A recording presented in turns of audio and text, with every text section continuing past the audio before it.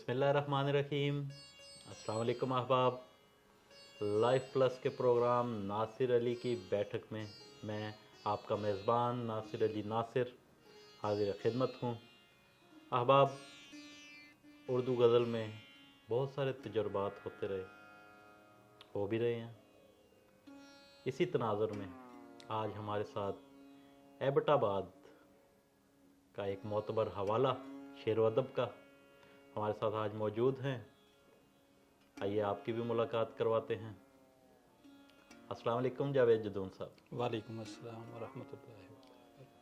जदून साहब, आप ठीक हैं, खैरियत से हैं? जी अल्हम्दुलिल्लाह, अल्लाह का आपका शुक्र। बहुत शुक्रिया, आप लाइफ प्लस का हिस्सा बने।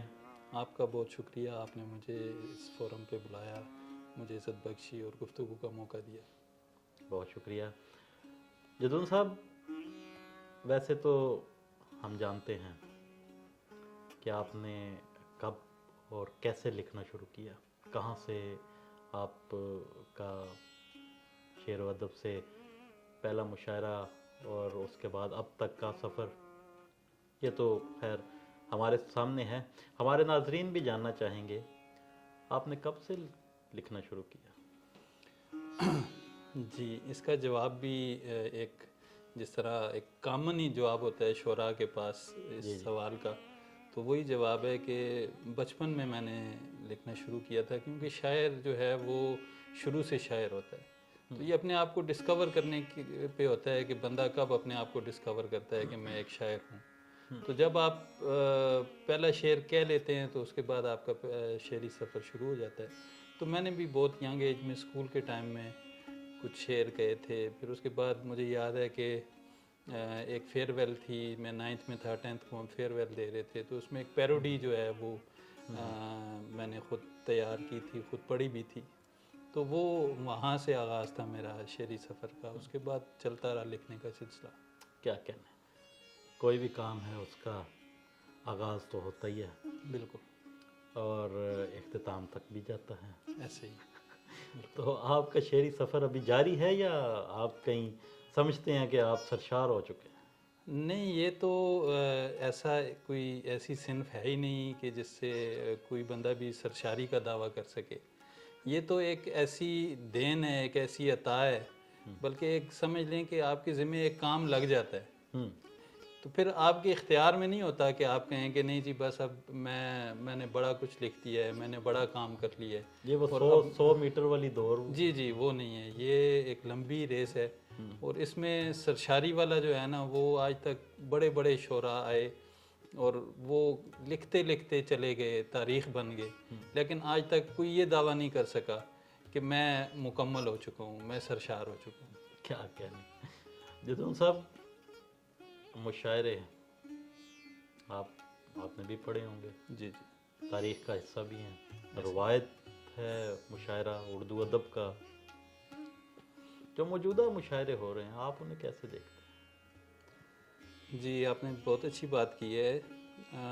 मुशायरे जो हैं वो वाकई शायरी की कदीम रवायत हैं, और जब से शेर व शायरी की जा रही है दुनिया में, तो मुशायरे भी किसी न किसी अंदाज़ में किसी न किसी तरीके से चलते आ रहे हैं। और शायरी की अदब की नमू में जो है मुशायरों का बहुत बड़ा हाथ है।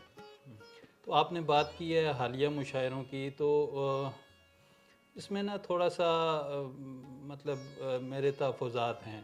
जी कि जहाँ जो अच्छे और मयारी मुशायरे हैं वो भी हो रहे हैं, लेकिन उनकी तादाद बहुत कम है, बहुत कम। आजकल कुछ सोशल मीडिया, कुछ नौजवानों का जो है वो जो गैर अदबी नौजवान हैं, उनका ज़ौक़-ओ शौक़ या उनका वो चीज़ें, तो मुशायरों का रंग ना थोड़ा सा फीका पड़ना शुरू हो गया। मुशायरे जो है वो शेर व अदब से हट के हमें एक तफरीह या एंटरटेनमेंट की तरफ जाते हुए नज़र आते हैं, दिखाई देते हैं। तो उसकी वजह भी यही है कि कुछ ऐसे शोरा के जिनको आप शायर से ज़्यादा परफॉर्मर कह सकते हैं, अच्छा, एक्टर कह सकते हैं, वाह वाह। तो वो उन्होंने एक ऐसा स्टैंडर्ड सेट कर दिया है। और बेसिकली वो नौजवानों में, मतलब स्कूल यूनिवर्सिटीज़ के अंदर वो बच्चे جن کو ادبی شعور نہ ہونے کے برابر ہے، ان کو انہوں نے ایسی چیزوں کے پیچھے لگا دیا ہے، ایسی چیزوں کا عادی کر دیا ہے کہ اب جو ہے وہ ان کا معیار چینج ہوتا جا رہا ہے، تبدیل ہوتا جا رہا ہے۔ کئی چیزوں سے مراد آپ کی جدت کی طرف تو نہیں؟ جی جدت دیکھیں، جدت ایک علیحدہ چیز ہے۔ جدت شاعری کی روح رواں ہے۔ اگر شاعری میں جدت نہیں ہوگی تو روایت سے جڑی رہے گی تو وہ شاعری کہیں جا کے رک جائے گی۔ اچھا، تو شاعری کا جدت کے ساتھ جڑا ہونا بہت ضروری ہے، لیکن یہ سمجھنے کی ضرورت ہے کہ جدت ہے کیا چیز۔ ہاں، جدت وہ ہے جو آپ اپنے دور حاضر کے تقاضوں کو ادب کے اندر رہتے ہوئے اپنی شاعری میں پیش کرتے ہیں، وہ جدت کا رنگ ہے۔ لیکن اگر آپ کچھ ایسی چیزیں جو کہ شاعری میں ان کو لے کے آنا ہی غیر موضوع ہیں، ان کو اگر آپ جدت کا لبادہ اوڑھ کے آپ اپنی شاعری کے اندر لے آئیں تو وہ میرے خیال سے شعر کے ساتھ بھی نا انصافی ہے، اور آپ نے قاری، اپنے دیکھنے والے، سننے والے، اس کے ساتھ بھی زیادتی ہے کہ آپ اس کو جو ہے وہ کچھ اور رخ دکھا رہے ہیں، آپ اس کو شاعری نہیں دکھا رہے۔ تو میرے خیال سے اب ضرورت اس بات کی ہے کہ جو جینون شعراء ہیں، جو اچھے شعراء ہیں، جو اچھا لکھ رہے ہیں، اچھا کام کر رہے ہیں، ان کو ان کا یہ فریضہ بنتا ہے، ان پہ یہ اس وقت ایک فرض ان پہ ہے کہ وہ نوجوان نسل کو شاعری کا اصل رخ دکھائیں، اپنے سنجیدہ کلام کے ذریعے ان کو پہچان کروائیں شاعری کی، تاکہ وہ جس ہاؤ ہو کے پیچھے بھاگ رہے ہیں ان کو یہ سمجھ آئے کہ یہ شاعری نہیں ہے، اصل شاعری یہ ہے۔ ہاں، کیا خوبصورت بات آپ نے کہی۔ اچھا، یہ بتائیے گا کہ یہ جینون اور اچھا لکھنے والے، جی، یہ کون طے کرتا ہے؟ یہ بہت اچھا سوال ہے آپ کا۔ جینون اور اچھا لکھنے والے اس کو طے کرتے ہیں ادب شناس لوگ، ادب شناس قاری، ادب شناس ناظرین، جن لوگوں نے پڑھا ہوا ہے ادب کو، اردو ادب کو، جو اس سے لگاؤ رکھتے ہیں، وہ اس چیز کو طے کر سکتے ہیں کہ کون اچھا کام کر رہا ہے اور کون جو ہے وہ صرف نمائش کر رہا ہے۔ تو یہ بھی ایک ہمارے لیے ایک المیہ ہے کہ وہ ادب شناس لوگ ہمیں اس دور میں کم مل رہے ہیں، کہ جو لوگ کسی ڈفرینشیٹ کر سکیں، فرق طے کر سکیں ایک معیاری اور غیر معیاری چیز کے درمیان، اور اس کو پھر وہ پبلک کر سکیں، لوگوں تک پہنچا سکیں۔ مطلب کہ ایک جو ضرورت ہوتی ہے نا کسی کو سامنے لے کے آنے کی، تو یہ بھی ایک فریضہ ہے، تو اس میں وہ یہ چیز یہاں پہ ہم جو ہے نا وہ لے کر رہے ہیں۔ اچھا، ضرورت اس امر کی ہے کہ اس چیز کو ڈفرینشیٹ کیا جائے۔ جن لوگوں کو کے پاس علم ہے، جن لوگوں کے پاس جو ہے وہ شناسائی ہے، یہ ان کا فریضہ ہے کہ وہ ان چیزوں کو ان کے درمیان فرق کریں اور وہ پھر اس کو سامنے لے کے آئیں، لوگوں تک پہنچائیں کہ یہ چیز جو ہے یہ شاعری ہے اور یہ چیز جو ہے یہ شاعری نہیں ہے، یہ محض ایک نمائش ہے یا ایک انٹرٹینمنٹ ہے یا ایک جو بھی ہے۔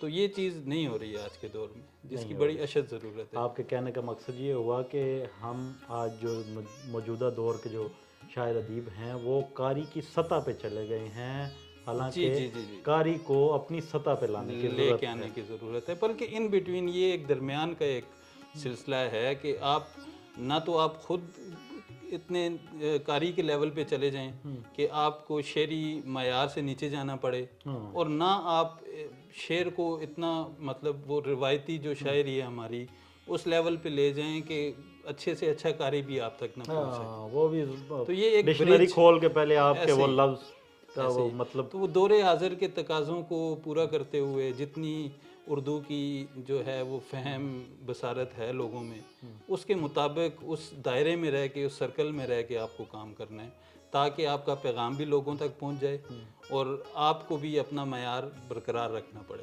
اس سے نیچے نہ جانا پڑے۔ بہت خوبصورت بات آپ نے کی جدون صاحب۔ اچھا، یہ بتائیے گا کہ ادبی حلقوں میں اکثر ہم لوگ سنتے ہیں غزل پہ تنقید ہو رہی ہے، نظم پہ تنقید ہو رہی ہے، افسانے پہ، نثر پہ، تو کیا آپ مطمئن ہیں اس تنقید سے جو ادبی حلقوں میں، جو حلقہ ارباب ذوق یا مختلف پلیٹ فارمز ہیں وہاں پہ ہو رہی ہے، کیا آپ اس سے مطمئن ہیں؟ جی، میں اگر آپ مجھ سے پوچھیں گے تو میں بالکل مطمئن نہیں ہوں اچھا، کہ تنقید جو ہے نا وہ آپ یہ سمجھ لیں کہ شاعری کو زندہ رکھنے کے لیے تنقید کا ہونا بہت ضروری ہے.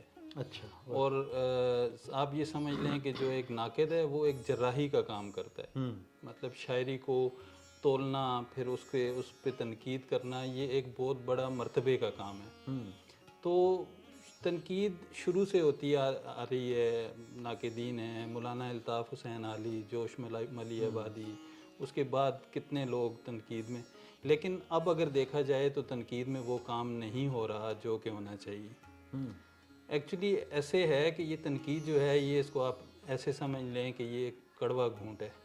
اچھا. جو ہر کوئی پینے کو تیار نہیں ہے. کیونکہ بحیثیت ناقد آپ کو انتہائی غیر جانبدار بن کے رہنا پڑتا ہے اور آپ کو صحیح کو صحیح اور غلط کو غلط کہنا پڑتا ہے. تو یہ اس مرتبے کو پہ پورا اترنے کے لیے لوگ تیار نہیں ہیں آج کے دور میں، جس کی وجہ سے کسی حد تک جو ہے وہ شاعری پہ زوال نظر آ رہا ہے. اب دیکھیں ارتقاء کیا ہے. ارتقاء یہی ہے کہ شروع سے آپ پتھر کے دور سے دیکھیں تو آج تک انسان اپنے لیے آسانیاں ڈھونڈتا ہوا، مطلب آسانیوں کی طرف جا رہا ہے انسان. تو یہ زندگی کے ہر شعبے میں ایسا ہی ہے.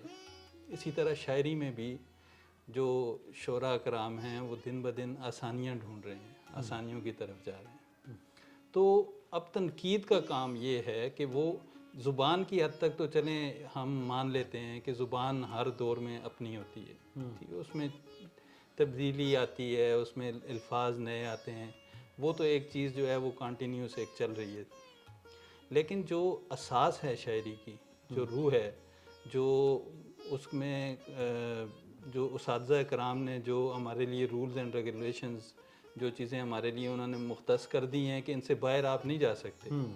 تو اب دیکھا جا رہا ہے کہ تواتر کے ساتھ کچھ نئے شعراء اور کچھ پرانے بھی، تو وہ ان چیزوں کو جو ہے وہ نظر انداز کرتے جا رہے ہیں اور وہ باقاعدہ شاعری کے اندر سرایت کرتی جا رہی ہیں وہ چیزیں کہ جو نہیں ہونی چاہیے. خوبصورت بات، بہت خوبصورت بات. یہ بتائیے گا کہ تخلیق جو ہے، تخلیق وہ تنقید کی محتاج ہے؟ آپ کیا سمجھتے ہیں؟ نہیں، محتاج ہرگز نہیں ہے. لیکن اگر آپ ایک تخلیقی عمل کو متواتر لے کے چلتے ہیں اور وہ ایک ایسا سفر ہے جو نہ ختم ہونے والا سفر ہے، تو اس میں کہیں نہ کہیں آپ کو تنقید کا سہارا لینا پڑتا ہے. کیونکہ وقت کے ساتھ ساتھ چیزیں جو ہیں وہ ان میں بہت ساری خرابیاں پیدا ہونا شروع ہو جاتی ہیں. تو جب تک ایک ناقد کی نظر سے اس کو نہ دیکھا جائے تو وہ ارتقاء کے ساتھ ساتھ وقت گزرنے کے ساتھ ساتھ وہ چیزیں جو ہیں وہ مولڈ کر دیتی ہیں اس کو، اس کی شکل حیت تبدیل ہونا شروع ہو جاتی ہے. تو اس وجہ سے ایک تنقید کا ہونا، ایک ناقد کا ہونا ادب کے لیے، اردو ادب کے لیے بہت ضروری ہے. واہ کیا کہنے. یہ تو وہ بات ہو گئی کہ آپ نے تنقید تخلیق پہ کرنی ہے، جی، شخصیت پہ نہیں. بہت اچھی بات کی آپ اگر نے. شخصیت پہ تنقید ہے تو پھر تنقید کا وہ تنقید برائے تنقید رہ جائے گی. تنقید برائے اصلاح، تنقید برائے اصلاح ہونا بہت ضروری ہے، اور تنقید ہرگز جو ہے وہ برائے تضحیق نہیں ہونی چاہیے. اور دوسری بات یہ ہے کہ یہ ایک رشتہ ہے، ایک میوچل، ایک درمیانی نا، ایک ناقد کا اور ایک ادیب کا ایک رشتہ ہے. ان میں دونوں کو اپنا کردار ادا کرنا پڑتا ہے. ایک چیز ہوتی ہے ایکسیپٹنس، مطلب کہ اپنی غلطی کا اعتراف کرنا، یہ ایک ظرف کی بات ہوتی ہے، اور یہ وہ چیز ہے کہ جو انسان کو بڑا بناتی ہے اور انسان کو سکھاتی ہے. جب کوئی شخص یہ تسلیم کر لے، یہ سمجھ لے کہ میں عقل کل ہوں اور مجھ سے غلطی نہیں ہو سکتی، تو وہ پھر کسی صورت بھی تنقید کو جو ہے وہ تسلیم کرنے کے لیے تیار نہیں ہوتا، اور یہاں سے خرابی پیدا ہونا شروع ہوتی ہے. تو اصل چیز یہ ہے کہ جو ادیب ہیں، جو شاعر ہیں، ان میں بھی اتنا ظرف ہونا چاہیے کہ وہ تنقید کو برداشت کریں اور اس کو اس سے اپنی اصلاح کریں. واہ واہ، بہت اچھی بات، بہت اچھی بات. یہ ہلکا رباب ذوق کوئی بھی کسی بھی شہر میں، جی لاہور میں مرکز ہے، اس کے بعد راولپنڈی، اسلام آباد میں ایک معتبر حوالہ ہے اردو ادب میں، ہلکا رباب ذوق. بالکل. وہ آپ کو کیا سکھاتا ہے؟ کبھی آپ کا ہوا؟ جی میرا آنا جانا ہوا ہے وہاں پہ. اچھا کام کر رہے ہیں وہ لوگ. وہ بھی اس میں جو ہے وہ تنقید کی جاتی ہے اور تنقید برائے اصلاح بھی ہوتی ہے اس میں. وہ ایک ملا جلا، آپ جہاں جس جگہ پہ بھی چلے جائیں نا تو آپ کو ایک جیسے لوگ کہیں بھی نہیں ملیں گے. وہاں پہ بھی ہر حلقے کے اندر کچھ لوگ آپ کو ایسے ملیں گے جو اردو ادب شاعری کے ساتھ مخلص نظر آئیں گے، اور ان کی تنقید، ان کی ہر چیز جو ہے وہ اردو ادب کی فلاح و بہبود اور ادیب اور شاعر کی اصلاح کے لیے ہوگی. لیکن اس کے ساتھ ساتھ ہماری بدقسمتی کہ یہ انسانی رویے ہیں کہ ہر جگہ پہ ایسے لوگ بھی پائے جاتے ہیں کہ جو ذاتیات کی بنا پہ جو ہے وہ لوگوں کے ساتھ مذاق خیز جو ہے وہ رویہ اختیار کرتے ہیں، جو کہ ایک انتہائی غلط چیز ہے. لیکن اگر آپ بحیثیت مجموعی دیکھیں تو یہ حلقہ ارباب ذوق اچھا کام کر رہا ہے، اور یہ اردو شعر و ادب کی ترویج، اس کی بہتری کے لیے ہم وطن گوش ہیں. کیا کہنے ہیں. نوجوان نسل کو کہاں دیکھ رہے ہیں غزل کے حوالے سے؟ جی بہت اچھا سوال کیا آپ نے. نوجوان نسل میں بہت اچھے شعر کہنے والے لوگ، لڑکے بچے نظر آ رہے ہیں، بہت اچھا کام کر رہے ہیں. کیا کوئی فکر بھی رکھتے ہیں؟ دیکھیں فکر جو ہے نا وہ آپ اگر ایک 18 سال کے بچے سے آپ ایکسپیکٹ کریں گے کہ وہ آپ کو فکر انگیز شعر کہہ کے دے گا تو یہ پھر آپ کی مطلب سمجھ لیں کہ توقع آپ زیادہ کر رہے ہیں اس سے. لیکن ایک بیسک جو چیز ہوتی ہے نا وہ نظر آ جاتا ہے کہ ایک بچہ اگر ایک شعر کہنے کا اس کا انداز، اس کی فکر، اس کی سوچ وہ بتا دیتی ہے کہ کل کو یہ بڑا شعر کہے گا. کیونکہ یہ جو فکر ہے، یہ چیزیں جو ہیں یہ آپ کی عمر کے ساتھ ساتھ آپ کے اندر آتی ہیں، لیکن جو ایک بیسک چیز ہے وہ نظر آنی چاہیے. اب اس میں یہ ضرور کہنا چاہوں گا کہ میں نے دیکھا ہے کچھ نوجوان شعراء کو کہ انہوں نے اپنا آغاز ہی بہت بھرپور اور جاندار طریقے سے کیا، بڑے اچھے اچھے شعر انہوں نے کہے، لیکن کہیں نہ کہیں وہ بھی جو اس وقت ایک ماحول چلا ہوا ہے سوشل میڈیا پہ، مطلب ایسے شعراء کا کہ جن کے لیے لوگ بہت زیادہ اچھلتے کودتے چھلانگیں لگاتے ہیں اسکول کالجز میں، تو ان کو دیکھ کے انہوں نے ان جیسا ہونے کی کوشش کرنا اچھلنے کودنے کا جواب نہیں آپ. ہاں تو انہوں نے جب ان جیسا ہونے کی کوشش کی تو وہ پھر کیا کہتے ہیں کہ کوا چلا ہنس کی چال اپنی بھی بھول گیا. تو یہ چیز بڑی بری طرح متاثر کر رہی ہے نوجوان شعراء کو. کیا یہ وہی نوجوان نہیں ہیں جو قاری کی سطح پہ آ گئے ہیں؟ ایسے ہی ہے، بلکہ اس سے بھی نیچے چلے گئے. یہ افسوس ہوتا ہے، یہ علمی ہے. اور یہاں پہ ذمہ داری بنتی ہے سینئر شعراء کرام کی. جو سنجیدہ شعراء ہیں ان کا کام بنتا ہے کہ ایسے بچے، ایسے نوجوان جو اچھا شعر کہہ رہے ہیں، جو اثاثہ ہیں، جو مستقبل ہیں شاعری کا، ان کو وہ سنبھال کے رکھیں، ان پہ وہ سرپرستی کا ہاتھ رکھیں، ان کے سر پہ ان کو اپنے ساتھ بٹھائیں، سمجھائیں. اور ایسے بہت سارے شعراء کرام، سینئر شعراء کرام کو میں جانتا ہوں بذات خود کہ وہ یہ کام بخوبی سر انجام دے رہے ہیں. میں نے ایک سینئر سے پوچھا، جی میں نے کہا جی یہ نوجوان نسل کیوں اتنا نیچے جا کے شعر کہہ رہی ہے، آپ ان کی سرپرستی کریں، آپ ان کے پاس. وہ ان کا بڑا خوبصورت جواب تھا. انہوں نے کہا یہ غالب سے بڑے شاعر ہیں بھائی، یہ ہماری پہنچ سے بہت اوپر کے ہیں، یہ ہمارے پاس آنا تو دور کی بات. ہمیں تو یہ اب سوشل میڈیا نے اتنا انہیں ان کے لیے ایک پلیٹ فارم ایسا بنا دیا ہے. ٹھیک کہہ رہے ہیں آپ، ٹھیک کہہ رہے ہیں. یہ وہی جو بات میں آلریڈی کر چکا ہوں کہ جو قاری کا جو قاری کا وہ معیار نہیں رہا نا، جو پڑھنے اور ادب شناسی نہیں رہی، اور ایک سٹینڈرڈ سیٹ کر دیا گیا ہے سوشل میڈیا کے ذریعے، ایک ہائپ پھیلا دی گئی ہے، اور عجیب و غریب قسم کے شعر ان کو جو ہے وہ اتنا بڑھا چڑھا کے پیش کر دیا گیا کہ لوگوں نے ان کو اسی چیز کو شاعری سمجھنا شروع کر دی. لیکن دیکھیں یہ مشاعرے، یہ سوشل میڈیا، یہ ساری یہ وقتی چیزیں ہیں. یہ ایک سمجھ لیں کہ جیسے دودھ کا ابال ہے، हाँ। इसने ऊपर आना है और फिर नीचे चला जाना है। नीचे तो नौजवान शोरा को ये बात समझने की ज़रूरत है कि ये शायरी जो है ये कोई मुशायरों का या सोशल मीडिया की चीज़ नहीं है। ये तो मतलब एक सदियों तक रहने वाली चीज़ है। वाह वाह। तो आप इस चीज़ से इस चीज़ को आप बालाए ताक रखें कि आपको कितनी वाह वाह मिल रही है। मतलब आजकल जो बच्चा, जो नौजवान एक दो शेर कह लेता है, उसकी कोशिश ये होती है कि मुझे बहुत बड़ी फ़ैन फॉलोइंग मिल जाए, लोग मेरे पीछे घूमना शुरू हो जाएं, मुझसे ऑटोग्राफ लेना शुरू कर दें, शोहरत की ललक और लपक। हाँ, मेरे अकाउंट जो है वो फेसबुक टिकटॉक के बहुत ज़्यादा ग्रो कर जाएं।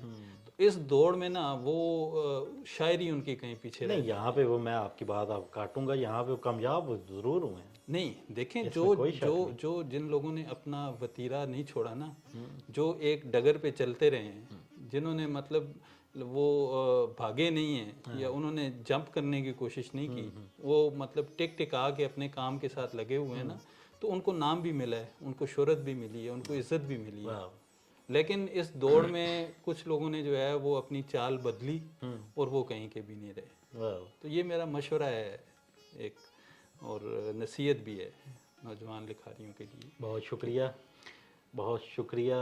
हमारे प्रोग्राम का वक्त जो है वो बिल्कुल आखिरी मराहिल में है, और लाइफ प्लस हमेशा से उसकी ये ख्वाहिश रही है कि हमारे पास जो सीनियर्स, जो नया लिखने वाले, जो बुज़ुर्ग शायर अदीब हमारे पास तशरीफ़ लाएँ, जो नया लिखने वाले हैं वो भी तशरीफ़ लाते हैं, तो हमारी ख्वाहिश होती है कि हम उनसे कुछ ना कुछ सुनें।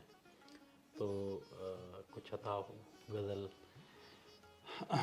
जी, मैं अपनी किताब कर्ब-ए-ज़ीस्त से एक गज़ल, जो कि मेरी नुमाइंदा गज़ल भी आप उसे कह सकते हैं, जी बिस्मिल्लाह, पजीराई भी मिली, तो उसके कुछ अशार पेश करना चाहूँगा। बिस्मिल्लाह। कि जितना कमाया घर को बनाने पे लग गया, जितना कमाया घर को, जितना कमाया घर को बनाने पे लग गया, वाह, मैं घर बना के फिर से कमाने पे लग भाई गया। क्या कहने हैं, क्या कहने हैं, वाह वाह वाह।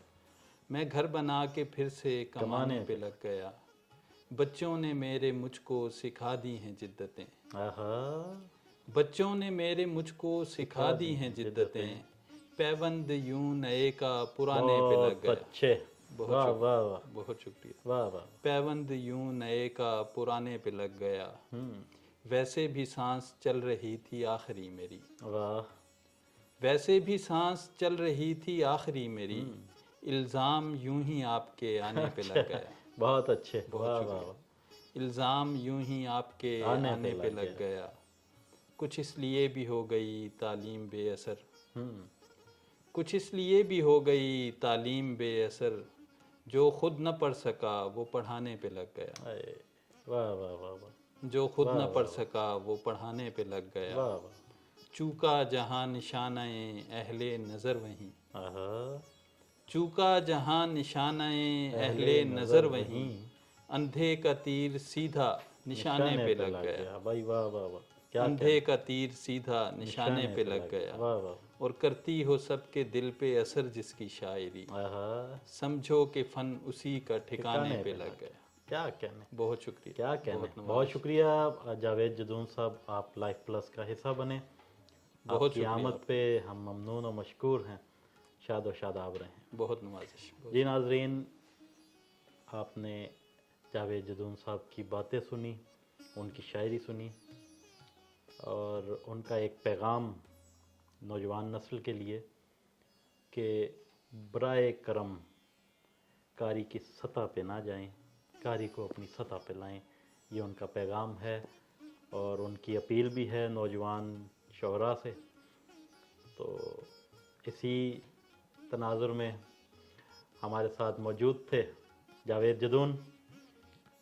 कमेंट में ज़रूर बताइएगा कि उन्होंने गुफ्तगू कहाँ से शुरू की और कहाँ पे ख़त्म की। ये बहुत सारे नुक्ते, अहम नुक्ते हैं जो उर्दू अदब के लिए, जो नए लिखने वालों के लिए, हाँ, इस प्रोग्राम के हवाले से आगे चलेंगे और आप तक पहुँचेंगे। मिलते हैं नए सवालात के साथ, नए मेहमान के साथ। तब तक के लिए अपने मेज़बान नासिर अली नासिर को इजाज़त दीजिए। अल्लाह ने के बाद।